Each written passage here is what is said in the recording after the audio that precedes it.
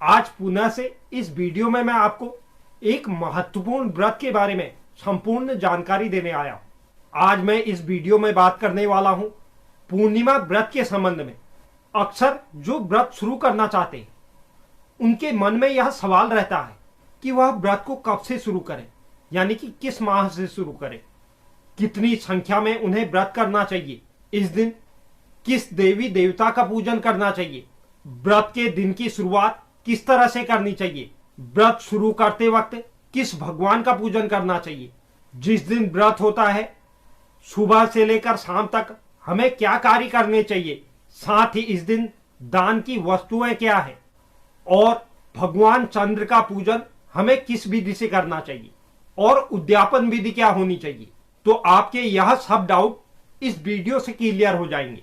तो वीडियो की शुरुआत करने से पहले जो भी नए व्यूअर्स चैनल पे हैं, चैनल को आप जरूर सब्सक्राइब कर लीजिए और बेल नोटिफिकेशन भी ऑन कर लीजिए, जिससे इस तरह की वीडियो का नोटिफिकेशन आपके पास सबसे पहले पहुंचे। और आप वीडियो को लाइक भी जरूर कीजिए और ज्यादा से ज्यादा लोगों में शेयर कीजिए।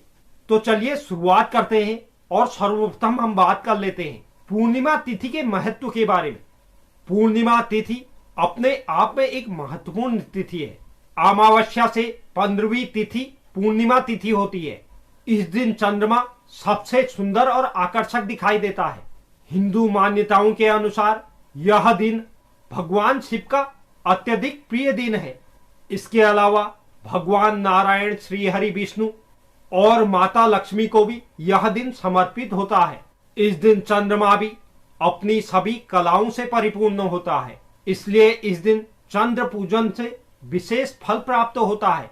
जिस जातक की भी कुंडली में चंद्रमा अशुभ स्थिति में है, व्यक्ति का मन अशांत रहता है, माता के साथ संबंध खराब रहते हैं या माता का स्वास्थ्य खराब रहता है या व्यक्ति की स्मरण शक्ति कमजोर है, व्यक्ति अक्सर बीमार रहता है, तो ऐसे लोगों को यह व्रत जरूर रखना चाहिए, क्योंकि चंद्र को माता और मन का कारक माना गया है।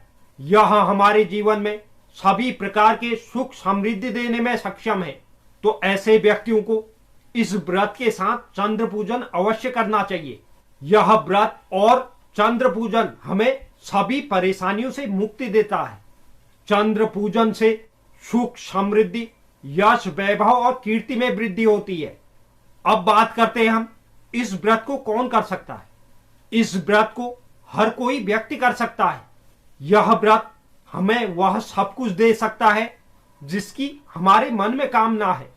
पहले तो सभी लोगों को यह व्रत करना चाहिए, लेकिन विशेष रूप से कर्क, वृश्चिक और मीन राशि के जातकों को इस व्रत को जरूर रखना चाहिए। अब हम बात करते हैं कि पूर्णिमा के व्रत की शुरुआत कब से होनी चाहिए। हर महीने में पूर्णिमा तिथि पड़ती है, यह तो आप जानते ही हैं, लेकिन कुछ पूर्णिमा तिथि अपने आप में एक विशेष महत्व रखती है, जिसमें से कार्तिक पूर्णिमा, बैसाख पूर्णिमा, माघ पूर्णिमा, इनका अपने आप में विशेष महत्व है। यदि आप माघी पूर्णिमा से, यानी कि माघ की महीने की पूर्णिमा से अगर आप व्रत की शुरुआत करते हैं तो यह अति उत्तम होता है। वैसे पूर्णिमा का व्रत हर व्यक्ति को हमेशा करना चाहिए, लेकिन जो विशेष कामना के लिए इस व्रत को करना चाहते हैं उन्हें 18 या 32 पूर्णिमा व्रतों का संकल्प लेना चाहिए। पूर्णिमा के दिन हमें विशेष रूप से चंद्रदेव का पूजन अवश्य करना चाहिए, क्योंकि चंद्रदेव इस दिन अपनी पूर्ण कलाओं से परिपूर्ण होते हैं। इसके अलावा पूर्णिमा तिथि पर भगवान विष्णु और माता लक्ष्मी का पूजन किया जाता है।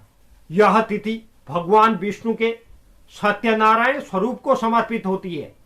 साथ ही पूर्णिमा तिथि को शिव परिवार की भी विशेष पूजा अर्चना की जाती है, क्योंकि यह दिन भगवान शिव का भी प्रिय है।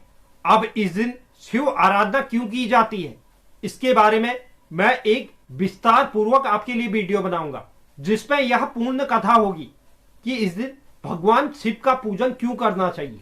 तो आज हम इसी विषय को आगे बढ़ाएंगे, जिसमें पूर्णिमा तिथि की समस्त विषयों के बारे में जानकारी होगी। इस दिन भगवान श्री हरि, माता लक्ष्मी, भगवान शिव और चंद्रदेव का पूजन करना व्यक्ति के जीवन में सभी प्रकार के सुख साधनों, सौभाग्य, यश, कीर्ति और धन देने वाला होता है। यह हमारी वह सभी मनोकामनाएं पूर्ति करता है जिसकी हमारे मन में लालसा होती है, और व्यक्ति के जीवन के सभी दुख भी इस व्रत से दूर हो जाते हैं। अगर हम इस व्रत के पूजा विधि की बात करें तो अगर आप माघ के महीने से इस व्रत को शुरू करने जा रहे हैं तो आप व्रत के दिन सुबह नित्य कर्म से निवृत्त हो जाएं और स्नान आदि करने के पश्चात आप स्वच्छ वस्त्र धारण करें और हो सके तो इस दिन सफेद वस्त्रों को धारण करें। अगर जो सुहागिन महिलाएं हैं वह सफेद रंग के वस्त्र के साथ कोई अन्य रंग का वस्त्र भी धारण करें, और अगर पुरुष जातक है तो वह पूरा सफेद वस्त्र धारण कर सकते हैं।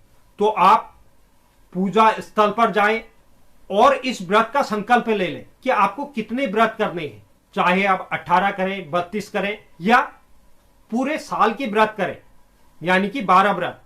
तो आप उसके निमित्त संकल्प ले लीजिए। संकल्प में आपको हाथ में थोड़ा सा जल, अक्षत और फूल ले लेना है और अपने नाम के साथ अपनी राशि का उच्चारण, अपने गोत्र का उच्चारण, तिथिवार नक्षत्र का उच्चारण करते हुए आप जितने व्रतों का भी संकल्प ले रहे हैं, आप संकल्प लेते हुए अपनी मनोकामना को भी स्मरण जरूर कर ले। उसके पश्चात आपको भगवान शिव के संपूर्ण परिवार का पूजन करना है, भगवान शिव का अभिषेक करना है। भगवान शिव को हो सके तो इस दिन खीर का भोग जरूर लगाएं। सफेद चीजों को भगवान शिव पर चढ़ाएं।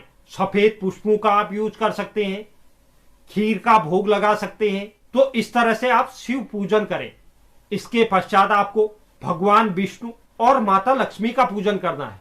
भगवान विष्णु के सत्यनारायण स्वरूप का आप पूजन करते हुए उन्हें पीले पुष्प अर्पित करें, पीले वस्त्र अर्पित करें, पीली मिठाई का भोग लगाएं, और वहीं माता लक्ष्मी का पूजन करते हुए आप उन्हें लाल पुष्प अर्पित करें, लाल वस्त्र अर्पित करें और खीर का भोग भी माता लक्ष्मी को जरूर लगाएं। इसके साथ शिव पूजन में आप ओम नमः शिवाय मंत्र का, भगवान विष्णु के पूजन में ओम नमः भगवते वासुदेवाय नमः मंत्र का, और माता लक्ष्मी के पूजन में आपको ओम श्रीम श्रीये नमः मंत्र का जितना अधिक हो सके उतना अधिक जाप कीजिए। तो यह आपकी सुबह की पूजा तो इस तरह से आपकी संपन्न हो जाएगी। अब शाम के समय आप अगर इस समय भी स्नान कर पाए तो यह बहुत उत्तम रहेगा। आप सूर्योदय से 15-20 मिनट पहले स्नान कर लें। इसके बाद जैसे ही चंद्रोदय होता है आप चंद्र पूजन के लिए तैयार रहें। चंद्रदेव के पूजन के समय आप सब सामग्रियां तैयार रखें, जैसे कि दीप, धूप, नैवेद्य, दक्षिणा, इन चीजों को आप तैयार रखें। चंद्र उदय होने के पश्चात आप चंद्र पूजन करें, यानी कि आप अपने आंगन में, बालकनी में या किसी ऐसी जगह पर जहां से चंद्र के दर्शन आपको हो रहे हैं उस जगह पर पहुंचे और वहां पर आप दिया जलाएं, धूप, दीप, नैवेद्य चंद्रदेव को अर्पित करें, और आपने जो भोग में खीर बनाई है उसे चंद्रदेव के समक्ष रखें। इसके पश्चात आपको चंद्रदेव को अर्घ्य देना है। चंद्रदेव को अर्घ्य देते वक्त आपको, अगर आप सक्षम हैं तो आप चांदी के पात्र से चंद्रदेव को अर्घ्य दें। अगर आप सक्षम नहीं है तो आप पीतल या तांबे के पात्र से भी चंद्रदेव को अर्घ्य दे सकते हैं। उस अर्घ्य के जल में आपको गंगा जल ले लेना है, अगर गंगा जल उपलब्ध हो, नहीं तो ताजा जल आपको ले लेना है। उसमें थोड़े से चावल, मिश्री, दूध, यानी कि सफेद चीजें आपको उसमें डालनी है, और ऊपर से एक लाल रंग का पुष्प उसमें डाल दें। उसके बाद आप चंद्रदेव को अर्घ्य दीजिए। अर्घ्य देने के पश्चात आप चंद्रदेव को अपनी मनोकामना, जिस निमित्त आपने इस व्रत को किया है, उसे आप चंद्रदेव के समक्ष भी मन में स्मरण करें, और जिस स्थान पर आप हैं उस स्थान पर 7 परिक्रमा कर लें। लेकिन आपको एक बात का ध्यान रखना है, आप जो अर्घ्य दे रहे हैं उसका जल आपके पैरों में ना आए या किसी ऐसी जगह पर ना गिरे जो खराब जगह है, अशुद्ध जगह है। इसलिए आप अर्घ्य जब भी दे रहे हैं तो उसे आप गमले में या स्वच्छ स्थान पर दें। जैसे आप शरद पूर्णिमा के दिन खीर को चंद्र की रोशनी में रखते हैं, यानी कि रात के समय बाहर रखते हैं, ठीक उसी प्रकार आप हर पूर्णिमा को खीर को बनाकर चंद्र की रोशनी में रख सकते हैं। यह स्वास्थ्य, सुख, समृद्धि के लिए बहुत उत्तम होता है, क्योंकि अगले दिन उसे प्रसाद के रूप में खाया जाता है। साथ ही पूर्णिमा के दिन आप सफेद चीजों का दान भी जरूर करें। और चंद्रदेव की पूजा के पश्चात आप चंद्रदेव के समक्ष ओम सोम सोमाय नमः मंत्र का जितनी अधिक हो सके उतना अधिक जाप करें। अगर हम इस दिन नियम की बात करें तो इस दिन हमें पूर्णिमा व्रत के पश्चात, यानी कि पूर्णिमा व्रत तब संपन्न होता है जब आप चंद्र दर्शन कर चंद्रमा पूजन कर लेते हैं। उसके पश्चात आप एक समय खाना खा सकते हैं, यानी कि पूरे दिन आपको कुछ नहीं खाना है। चंद्र दर्शन और चंद्र पूजन के पश्चात आपको एक समय का खाना खाना है और खाने में नमक का इस्तेमाल नहीं करना है। आप इस दिन मीठी चीजों को खा सकते हैं, यानी कि जो आपने खीर बनाई है उसे आप खा सकते हैं। कुछ लोग तो इसे फलाहार रहकर भी इस व्रत को करते हैं, यानी कि अन्न नहीं खाते, खीर भी नहीं, खाली फल से ही इस व्रत को भी तोड़ते हैं। तो यह वीडियो काफी लंबी हो चुकी है, तो इस पे एक विषय और रह गया है कि इस व्रत का उद्यापन कैसे करना है। तो अगर मैं जल्दी में बताऊंगा तो हो सकता है कुछ चीजें छूट जाए, तो इसे मैं विस्तार पूर्वक अगली वीडियो में पूर्णिमा व्रत के उद्यापन विधि के बारे में बताऊंगा। तो आप चैनल पर मेरे साथ बने रहें और जो नए व्यूअर्स चैनल पे हैं, चैनल को आप जरूर सब्सक्राइब कीजिए, साथ ही साथ बेल नोटिफिकेशन भी ऑन कर लीजिए, जिससे चैनल पर अपलोड होने वाली हर एक वीडियो का नोटिफिकेशन आपके पास सबसे पहले पहुंचे। और आप वीडियो को लाइक और शेयर भी जरूर करें। धन्यवाद।